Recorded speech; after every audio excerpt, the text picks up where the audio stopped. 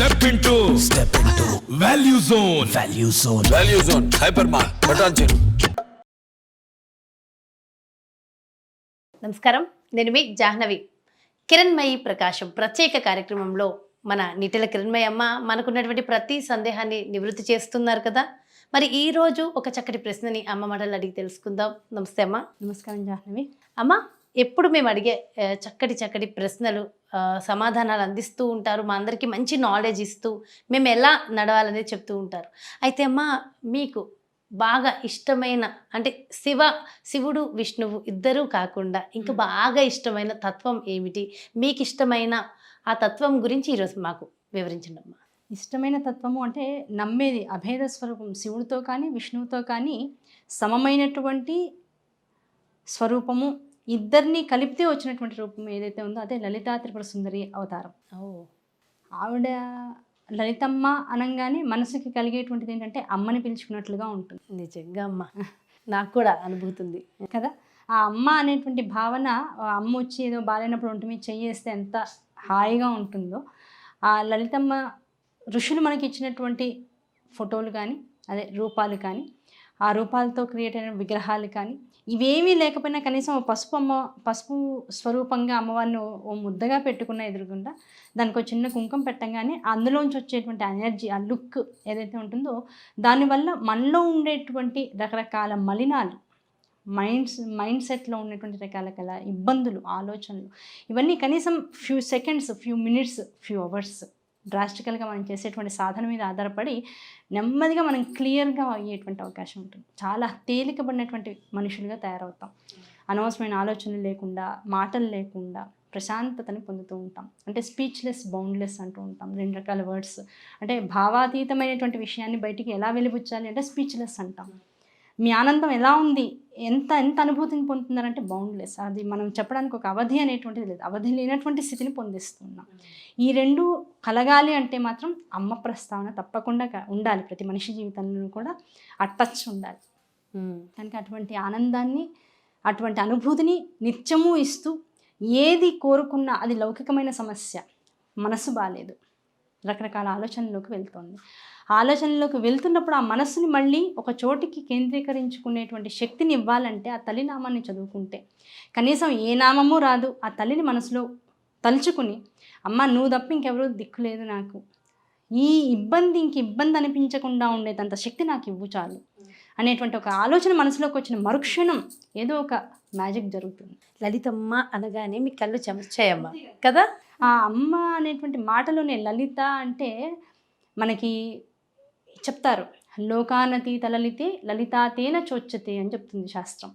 లోకంలో ఉన్నటువంటి లావణ్యాన్నంతటినీ, మృదుత్వాన్నంతటినీ, తల్లిదనాన్నంతటినీ తీసుకుని ఒక చోట రాశిగా పోస్తే ఆ రాసంతటికి ఒక రూపాన్ని ఇస్తే ఆ రూపమే మన లలితమ్మ అని చెప్తారు.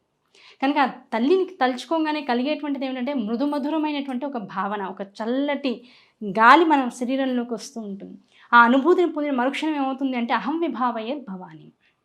మనం కూడా పరుల పట్ల అంతే అమ్మతనాన్ని మన ఎందుకు కలిగి ఉండి ప్రవర్తించడం మొదలెడుతూ ఉంటాం. అది చాలా ముఖ్యం. శివుడిగా మారాలి అంటే రకరకాల వేషధారణలు కావాలి, విష్ణువుగా మారాలి అంటే రకరకాల వేషభావాలు, రకరకాల యాంత్రికమైనటువంటి మంత్రసహితమైనటువంటి విషయాలు కావాలి. అమ్మగా మారాలంటే స్త్రీగా పుట్టడమే గొప్ప కదమ్మా.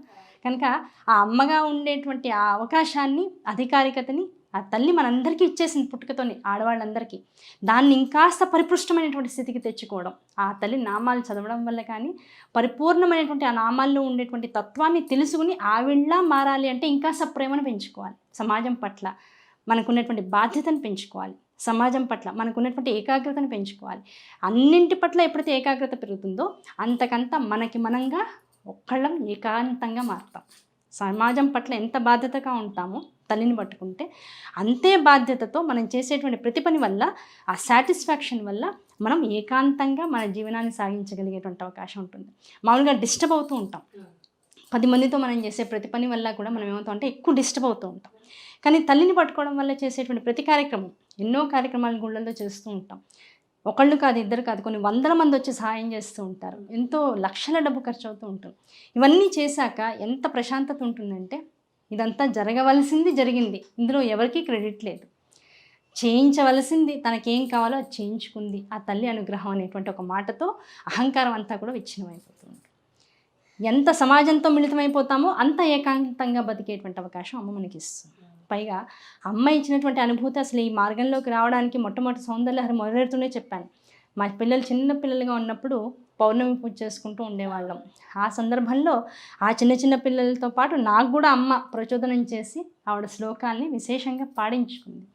ఆ పాట, ఆ రాగం అనేటువంటిది ఇప్పటికి ఎంతోమంది దగ్గర పాడాను. ప్రతి వాళ్ళు కళ్ళు మూసుకుని ఆనందాశ్చర్యాలతో అనుభవించారే తప్ప ఈ రాగం ఇది, ఫలానా ఈ రాగం ఇది ఎక్కడి నుంచి నేర్చుకున్నారు ఇలా ఎవరు అడగల.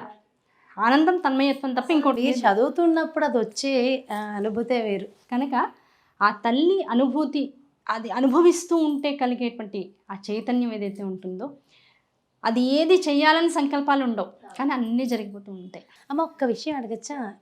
అంటే నేను ఎప్పుడు అడుగుతూ ఉంటాను, నాకు తెలుసు కానీ ఇంకా తెలుసుకోవాలి నేను కూడా, మన వ్యూవర్స్ అందరికీ తెలియాలి ఖచ్చితంగా. అమ్మ ఈ రోజుల్లో ఆడపిల్లలకు కానీ అబ్బాయిలకు కానీ ఓపిక లేదమ్మా. మీకు ఇంత ఓపిక ఎక్కడి నుంచి వస్తుందమ్మా? ఎన్ని పనులు చేస్తారు, ఇంట్లో మొత్తం చూసుకోవడము, బయట ఆలయంలో చూసుకుంటూ ఉంటారు. మీ ఫ్యాన్స్, మీ అభిమానులు ఎందరూ, మీ సౌందర్యలహరి కొన్ని వేల మందికి నేర్పిస్తున్నారంటే అది మాటలా అమ్మ? ఇంత ఓపికగా మేము ఉండగలమా? మాకు సాధ్యమేనా? మీకు ఎక్కడి నుంచి వస్తుంది ఎంతో? ఏ పనికి ఆ పని, ఇది నా బాధ్యత, ఇది నేనే చేయాలి, ఇంకెవరు చేయడానికి ఇందులో అవకాశం లేదు, దీన్ని నేను చేస్తేనే బాగా చేయగలనని ఆ పనితో మనం తాదాత్మ్యత పొందేయాలి. వంట నేను చేస్తాను, అది నాకు బర్డెన్ కాదు. నేను తినే అన్నం వల్ల నా ఇంట్లో వాళ్ళందరూ బాగుండాలి అనేటువంటి ఒక వ్యాపకం ఎప్పుడైతే కోరికగా మారిపోతుందో, ఇంకా అన్నం ఇంకా బర్డెన్ అని, బాబా ఇంకా అన్నం ఉండాలా అనే ఫీలింగ్ రాదు. అది చేసిన కొద్ది, మన ఇష్టమైన పని చేసిన కొద్దీ మనం ఎంత యాక్టివ్గా మారుతాం. సో అదొక పని. దాంతోపాటు సౌందర్యలహరి చెప్పుకోవడం, మిగతా స్తోత్రాదులు 10 మందితో పంచుకుంటూ ఉండడం, అవి నిత్యం పాడుకుంటూ ఉండడం, ఆ మీనింగ్స్ చెప్పుకుంటూ ఉండడం. ఒకసారి ఒక అర్థం వస్తుంది, ఇంకోసారి ఇంకో అర్థం వస్తుంది, ఇంకోసారి చెప్పుకుంటే ఇంకే అర్థం వస్తుందో, అమ్మ ఏం చెప్పిస్తుందో. ఎందుకంటే నాకు నేనుగా ఎప్పుడు కూడా ఒక గురువు దగ్గర కూర్చుని నేర్చుకున్నటువంటి విద్య కాదు, అది అమ్మ అనుగ్రహమే. కనుక అది ఎప్పుడు ఏదొచ్చినా కూడా 10 మంది నా ఎదురకుండా కూర్చుని వింటుంటే వాళ్ళతో పాటు నేను 11 దానిగా వింటూ ఉంటాను. నేను నాలోంచి వచ్చే స్వరాన్ని నేను కూడా వింటూ ఉంటాను. ఆ వినడం ద్వారా ఓకే ఇది ఇంకా బాగుంది, ఇది ఇంకా బాగుందని ఆనందాన్ని పొందుతూ ఉంటాం. ఆనందం వల్ల ఏమవుతుందంటే ఆ పని పట్ల, ఆ జరిగేటువంటి విషయం పట్ల ఇంకాస్త ఆసక్తి పెరుగుతుంది. సో మనం చేసేటువంటి పని మీద మనకి శ్రద్ధ కన్నా ఆసక్తి పెరగాలి, ఇష్టంగా చేయగలగాలి. ఆ ఇష్టంగా చేస్తే ఏ పని ఎంత పని అయినా చేస్తూ. సో ప్రతి ఒక్కరికి మీరు ఇచ్చే సందేశం ఏంటి అంటే ఇదేనా? ఇష్టంగా చేయండి, ఇది నేనే చేయాలి అనేటువంటి ఇష్టంతో చేస్తే ఆ పనులు మనకి ఎప్పుడు బర్డెన్ కాదు. అవును, అందుకేనమ్మా ప్యాషన్ ఉన్న పని చేస్తే సక్సెస్ రేట్ ఎక్కువ ఉంటుంది. అంతే, ప్యాషన్ ఉన్న పని మాత్రమే చేసి మిగతా వాటిని చేయని వాళ్ళు ఎక్కువైపోయారు. ఇప్పుడు కొత్త నిర్వచనం వచ్చింది ప్రపంచంలో, ఓసిడి. నాకు బాగా ఓసిడి అంటారు. ఏమిటి ఓసిడి అంటే? అసహ్యంగా ఉన్న దేన్ని నేను అసలు దేన్ని టచ్ చేయను, నేను దూరంగా ఉంటాను. అసహ్యంగా ఉన్న దేన్ని పట్టించుకోకపోవడం ఓసిడి కాదు, అసహ్యంగా ఉన్నదాన్ని, అపరిశుభ్రంగా ఉన్నదాన్ని కూడా బాగుండేటట్లుగా చేసుకోవడం ఓసిడి యాక్చువల్గా. సో ఓసిడి మీనింగే మార్చేశారు. అంతే కదమ్మా. ఇప్పుడు నాకు ఏది నచ్చదు, అన్నీ నేను తుడుచుకుంటాను అంటే అర్థం ఏమిటి? తుడవకుండా ఉన్నటువంటి పదార్థాన్ని, వస్తువును, దేన్ని చూసినా సరే, బాగోలేనటువంటి ఒక బాత్రూమ్ని చూసాం, ఎవరింటికైనా వెళ్ళాం, ఓకేనా? నా కూతురింటికి వెళ్ళా, ఆ రోజు ఎందుకో బాత్రూమ్ కాస్త బాగాలేదు, నాకు నిజంగా ఓసిడి అనుకుందాం, నేను ఇమీడియట్గా బాత్రూమ్ బాగు చేయాలంతే. అది నాకు ఓసిడి అంటే అసలు మీనింగ్. నాకు బాగా తినడం వచ్చు అంటే అర్థం ఏమిటి? నేను బాగా వండుతానని అర్థం. వండగలిగిన వాడే తినే అర్హతని కలిగి, బాగు చేసుకోగలిగిన వాడికి బాగుండాలి అనే కోరిక అధికంగా ఉండాలి, అంతే తప్ప 10 మందితో చేసుకుని బాగుండాలని కోరుకోవడం శాడిజం అవుతుంది. Yes or no? కనుక ఏ పనైనా సరే నువ్వు దానిలో నిష్ణాతుడు కానీ, దాన్ని ఇష్టంగా చేయగలిగేటువంటి స్థితిని కానీ పొందాలి అంటే దాన్ని ముందు నువ్వు మొదలెట్టు, నువ్వు చెయ్యి, దాన్ని అనుభవిస్తూ చేయి, ఆనందంగా చేయి, ఇష్టపడుతూ చేయి.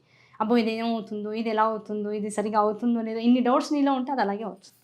ఇది అమ్మవారు చేస్తుంది, నేను చేసేది కాదు అనే పరిపూర్ణమైన నమ్మకం నీకుంటే 24 గంటల్లో నువ్వు చేసే కుటుంబ వ్యవహారాలైనా సరే, సామాజిక వ్యవహారాలైనా సరే, ఇంకా ఈ మరెన్ని రకాలైన పనులైనా సరే, అవి ఎలా జరగాలో కాల నిర్ణయం ప్రకారంగా జరుగుతూ పోతాయి. అన్నీ మన కళ్ళకి, మన మనసుకి ఆనందాన్ని ఇస్తాయి తప్ప బాధను మాత్రం. ఓకే, సో ఇది ఖచ్చితంగా ఈ తరం యువత ప్రతి ఒక్కరు నేర్చుకోవాలి. మానసికమైనటువంటి పరిణతి, దీన్నే మనం ఇప్పుడు రకరకాల కోర్సులు ఇస్తున్నారు. అవును, మెంటల్ బ్యాలెన్సింగ్ కోర్సెస్, ఇలాంటివన్నీ పర్సనాలిటీ డెవలప్మెంట్ కోర్సెస్. ఇవి ఎక్కడి నుంచి రావమ్మా? ఒకటి చెప్తే వచ్చేది కాదు, మనం డెవలప్ చేసుకోవాలి, మనల్ని మనం డెవలప్ చేసుకోవాలి. అంతెందుకు, మనం కాళ్ళకి వేసుకునే చెప్పులు ఎక్కడికైనా వెళ్తే, ఇంటికి వెళ్తే ఫైనల్గా వదిలేసేసి వెళ్ళిపోతాం. శ్రద్ధగా కాళ్ళకి ఉన్న చెప్పులు విడిచి ఎడం చేత్తోనో, నీ కుడి చేత్తో పట్టుకోవడం ఇష్టం లేకపోతే కనీసం ఎడం చేత్తోనో పట్టుకొని దాని ఒక ప్రత్యేకమైన స్థానం నీట్గా పెట్టి లోపలికి వెళ్ళే వాళ్ళు ఎంతమంది ఉన్నారు ఈ రోజుల్లో. దాని మీద శ్రద్ధ లేని వాళ్ళు మిగతా పనులన్నీ నేను శ్రద్ధగా చేస్తాను అంటే మనం నమ్మక్కర్లేదు. ఇంటిని హాయిగా చూసుకోలేకపోయిన వాడు తిట్టుకుంటూ అబ్బాయి వాడు కూడా ఇలాగే ఉంది, వాడు కూడా ఇలాగే ఉంది, నా జీవితం మారదా, ఇంతేనా, నా ఇల్లు ఇంతేనా, నేను ఇంతేనా, గుడ్డు చాకరీ నేను అనుకున్నవాడి జీవితంలో ఎప్పుడు కూడా పైకి రాడు. ముందు దాన్ని ఎంజాయ్ చేయడం. అదే పురాతన మన వాళ్ళు పెద్దవాళ్ళు చెప్తుంటాం, ఇంట గెలిచి ముందు మనల్ని మనం గెలవాలి. సో ఇంట్లో ఉన్న వాళ్ళని గెలవాలి, తర్వాత బయట ఆటోమేటిక్గా వస్తుంది, ఆటోమేటిక్గా వస్తుంది. దీనంతటికీ దేనివల్ల మనం ఇన్స్పైర్ అవ్వాలి అంటే తల్లి లలితా సహస్రనామాల్లో మొట్టమొదటి నామం నుంచి చెప్పింది, శ్రీమాత శ్రీ మహారాజ్ని శ్రీమత్ సింహాసనేశ్వరి చిదగ్నికుండ సంభూత దేవకార్య సముజ్జత. అమ్మగా ఉంది, అందరినీ ఏలేటువంటి తల్లిగా ఉంది, అందరిలో ఉండేటువంటి చెడుని స్వీకరించేటువంటి లయకర్తగా కూడా ఉంది. మంచిని పెంపొందిస్తుంది, మంచిని ఏలుతుంది, ఆ మంచి లేనటువంటి చోటని తనలోకి స్వీకరించేసి బాగు చేస్తూ ఉంటుంది. ఈ 3 గుణాలు ఉన్నటువంటి తల్లి కనుకనే చిదగ్ని కుండంలోంచి బయటకు వచ్చింది, ఎన్నో ఉన్న నిప్పుల్లోంచి బయటకు వచ్చింది తల్లి.